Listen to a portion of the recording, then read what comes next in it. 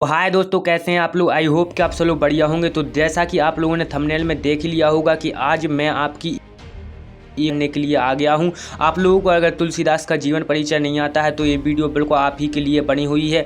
आपको मैं कुछ बिंदुओं के ऊपर ये पूरी परिभाषा बताऊंगा जो 4-5 नंबर की हमारे 10वीं और 12वीं की तथा अन्य परीक्षाओं में आती है। तो आपके वो 4-5 नंबर कहीं नहीं जा रहे हैं, वो आपको सीधे ही मिल जाएंगे। तो वीडियो को पूरा देखिएगा, बड़े ही अच्छे तरीके से देखिएगा क्योंकि इसमें समझने वाली बात है और आपको इसे पूरा अच्छी तरीके से समझना है। तो चलिए वीडियो को शुरुआत कर लेते हैं। तो तुलसीदास का जीवन परिचय, सबसे पहले हम यहाँ पर अपनी 2 रचनाएं लिखेंगे। तो दो रचनाएं ही आती हैं, 2 रचनाएं बहुत है, आप 2 रचनाएं ही सीख लीजिएगा। तो 2 रचनाएं, पहली रचना हमारी गीतावली और दूसरी रचना हमारी दोहावली यहाँ पर आ जाती है। इसके बाद रचनाएं हमारी हो गई और यहाँ पर फिर शुरू करते हैं भाव पक्ष की। भाव पक्ष बहुत ही ज़्यादा जरूरी है, तो भाव पक्ष जान लेते हैं। भक्ति को ईश्वर प्राप्ति का साधन मानने वाले कविवर तुलसीदास भक्त कवि के साथ साथ समाज सुधारक भी माने जाते हैं। इन्होंने काव्य शास्त्र को माध्यम बनाकर अपनी अनूठी रचनाएं प्रदान की। तो जो हमारे तुलसीदास जी थे वो भक्ति को बहुत ही ज़्यादा मानते थे।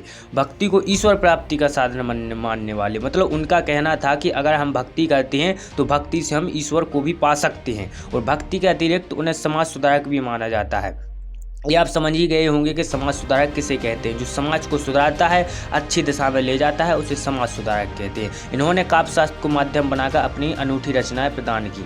मतलब जो काव्य शास्त्र थे इसको इन्होंने माध्यम बनाया और जो इनके मन में बातें थी समाज को सुधारने के लिए वो उन्होंने वहाँ पर प्रकट की। तो भाव पक्ष आप लोगों को समझ में आ गया होगा। आगे चलते हैं, कला पक्ष जान लेते हैं। इनकी मुख्य भाषा अवधी है। जो मतलब भाषाएँ होती हैं उसमें से अवधी भी एक भाषा होती है। तो यही इनकी मुख्य भाषा है हमारे तुलसीदास जी की। आगे चलते हैं। इन्होंने अवधी के अतिरिक्त कई भाषाएं जैसे ब्रज, फारसी, बंगाली आदि में भी कविताएं लिखी हैं। मतलब इन्होंने अवधी के अतिरिक्त और भी भाषाओं को अपनाया है और उसमें भी कविताएं लिखी हैं। मतलब बहुत सी भाषाएं हमारे तुलसीदास जी को आती थी।